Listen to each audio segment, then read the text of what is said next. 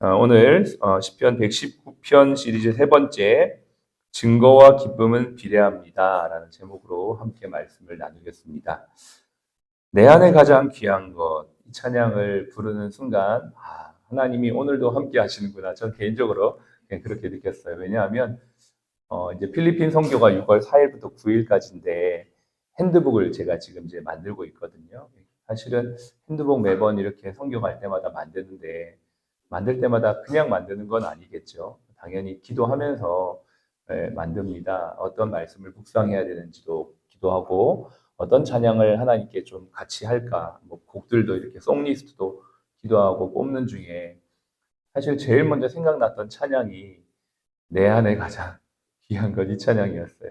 근데 아침에 어저께 그거를 송리스트를 정리하고 준비하고 있었는데 그 찬양을 우리 간사님이 하는 거예요. 뭐 이런 게 한두 번이어야죠. 같은 마음을 주시는 거예요. 하나님께서. 그러니까 성령이 우리와 어떻게 함께 하시는 증거죠. 우리가 삶을 살다 보면 하나님이 어디 있는가 우리의 삶 속에 우리는 참 많이 느낄 수가 있죠. 만날 수가 있죠. 하나님 나와 함께 하시는 증거들이.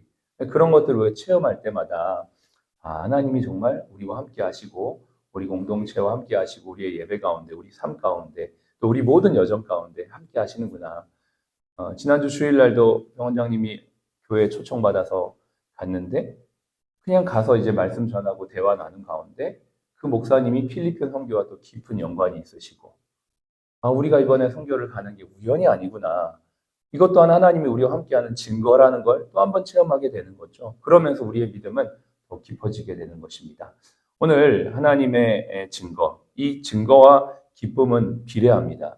증거라는 건 결국 나와 함께 하신 하나님을 말하는 거고 그 하나님을 내가 체험하면 내 안에 기쁨이 넘치게 되어서 이 기쁨은 세상의 어떠한 것과도 비교할 수 없을 뿐만 아니라 어려움들, 문제들을 이길 수 있는 가장 강력한 힘이 될 줄로 믿습니다. 제가 오늘 이 제목을 정하면서 기쁨과 즐거움, 또 기쁨과 재미 이런 단어들을 좀 묵상을 했는데요. 재미라는 말과 기쁨이란 말은 비슷한 것 같은데 완전 다른 의미입니다. 재미는 fun이죠, fun. 네, 감각적인 즐거움, 일시적인 즐거움, 그럼으로 말미암아 생겨난 유쾌한 감정과 기분 이런 거를 재미라고 말합니다. 재미가 끝나고 나면 무엇이 남습니까? 공허함이 남습니다. 그 재미가 영원하지 않습니다. 목적 없이 소비되는 경우가 많이 있죠.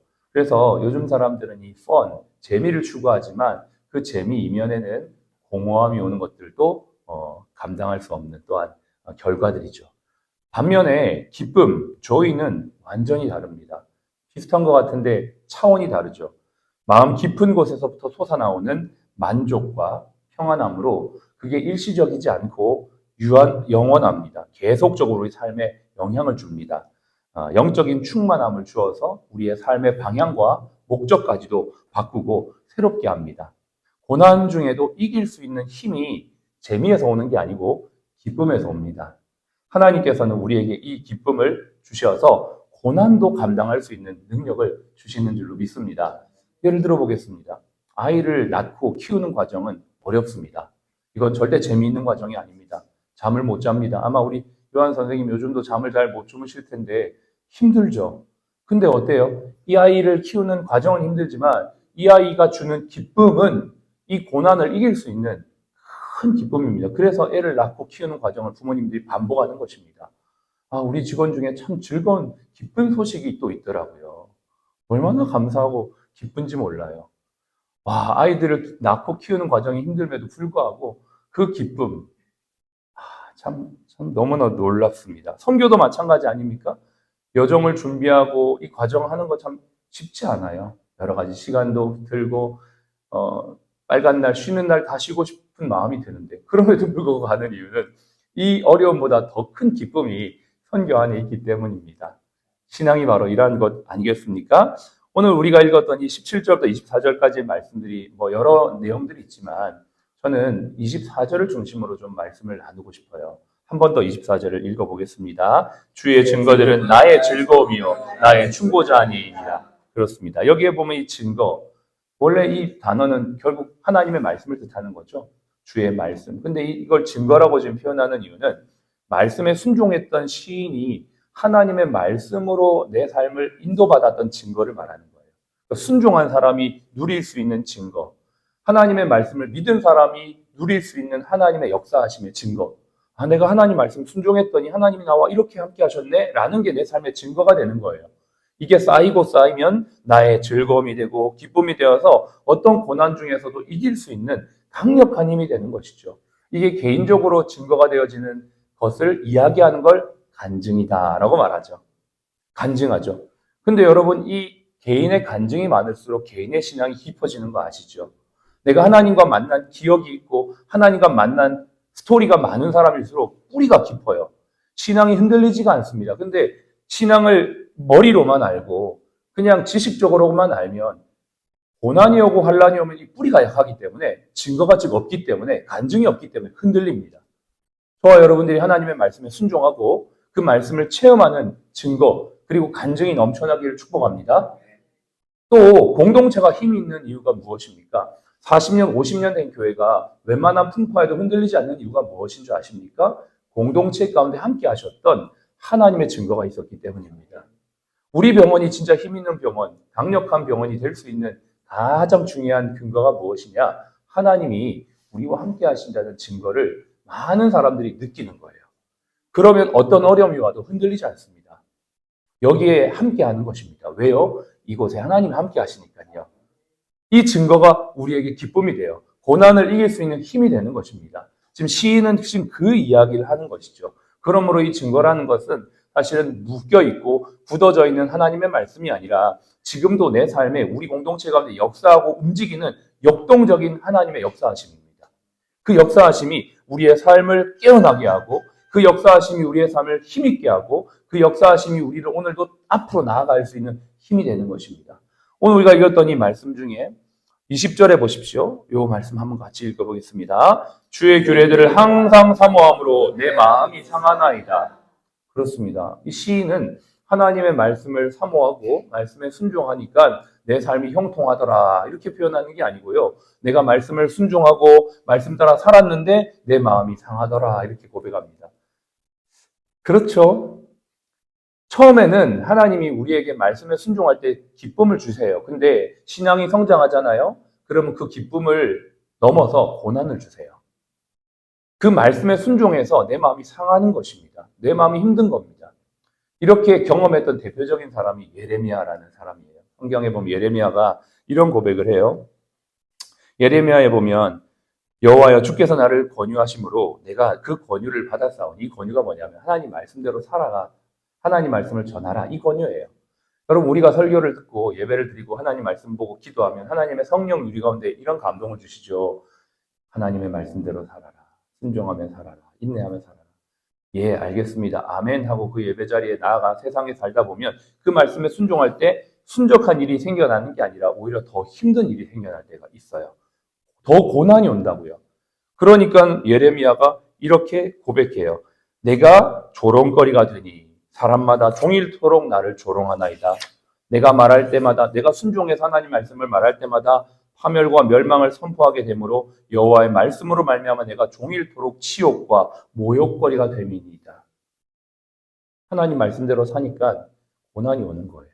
그래서 이 시인의 고백처럼 이 20절에 내가 말씀을 사모하는데 내 마음이 상한다라는 이 아이러니가 이 삶의 현장에 나타나는 것입니다. 그런데 지금 그걸 고통으로 토로하는 게 아니잖아요.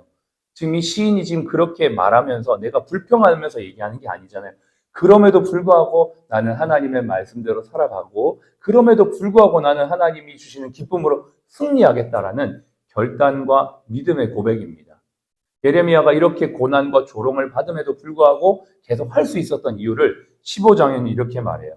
예레미야 15장에 보면 자신의 고백을 이렇게 말하는데요. 만군의 하나님 여호와시여 나는 주의 이름으로 일컫는 자입니다. 내가 주의 말씀을 얻어먹었사오니 주의 말씀은 내게 기쁨과 내 마음의 즐거움입니다. 이렇게 고백해요. 역시 고난과 어려움을 이길 수 있는 힘의 근원은 그 기쁨의 시작은 하나님의 말씀에서부터 온다는 것을 또 한 번 알게 됩니다. 그렇습니다. 여러분, 우리는 말씀을 지식으로 글자로만 받는 수준을 넘어가야 합니다. 제가 지난주에 그런 도전을 했죠. 우리가 예수님을 믿는 것을 넘어 예수님을 경외하는 믿음으로 갑시다. 요즘에는 너무나 사람 의식하지 않고 너무나 자기 중심적이고 그게 너무 심해서 하나님 경외심까지도 없어진 시대인 것 같습니다. 누구를 의식하지 않는 거예요, 세상 사람들이. 남의 시선 별로 의식하지 않아요. 근데 이게 좋은 면도 있을 수 있으나 하나님 경외심을 더 없애버리는 모습인 것 같아요. 그래도 우리가 하나님을 경외하는 마음, 믿는 마음을 넘어 하나님을 경외하고 두려워하는 마음으로 살아가는 것이 우리의 영혼을 결국 지키는 것인 것처럼 우리의 믿음이 재밌는 믿음을 넘어 정말 기쁨, 말씀으로부터 오는 기쁨, 그 기쁨으로 말미암아 모든 걸 이길 수 있는 능력의 사람들이 되시기를 간절히 소원합니다. 그리고 그렇게 믿음으로 한 단계 한 단계 업그레이드 되어가는 지체들의 모습을 보는 것이 기쁨이 되고 우리 영혼이 그렇게 하나님의 말씀으로 단단해져 가는 것이 즐거움이 되며 하나님이 우리와 함께 하시는 이 증거들로 말미암아 하나님이 우리와 함께 하신다는 기쁨으로 충만한 우리 공동체 저와 여러분 되시기를 축복합니다. 찬송가 442장에 이런 찬양이 있습니다. 주가 나와 동행을 함으로 나를 친구 삼으셨네. 우리 서로 받은 그 기쁨을 알 사람이 없도다. 그렇습니다. 여기에서 이 기쁨도 하나님이 주시는 조이, 기쁨이에요. 세상 재미없어도 하나님이 주시는 기쁨이 있으면 그것을 우리는 다 이길 수 있는 것. 이게 바로 성경이 오늘 우리에게 도전하는 축복의 길인 줄로 믿습니다. 오늘 우리는 두 절의 말씀을 중심으로 함께 말씀을 나눴습니다. 20절과 24절입니다. 모든 어려움, 또 모든 마음의 상함을 이길 수 있는 하늘의 기쁨이 우리의 증거, 우리의 간증이 되어서 오늘도 이 기쁨으로 승리하는 저와 여러분 되시기를 바랍니다. 끝으로 예수님께서는 요한복음 17장에 나는 아버지 하나님을 아는 기쁨으로 충만하다 이렇게 말씀하시면서 내게 맡기신 일을 내가 감당함으로 하나님께 영광을 돌렸다 이렇게 고백하고 마지막으로 제자들을 위해 기도할 때 지금 내가 아버지께 가오니 내가 세상에서 이 말을 하옵는 것은 그들로 내 기쁨을 그들 안에 충만하게 가지려 함이라 라고 말씀하십니다. 오늘도 예수 그리스도의 기쁨이 저와 여러분의 삶에 충만하시기를 축복합니다.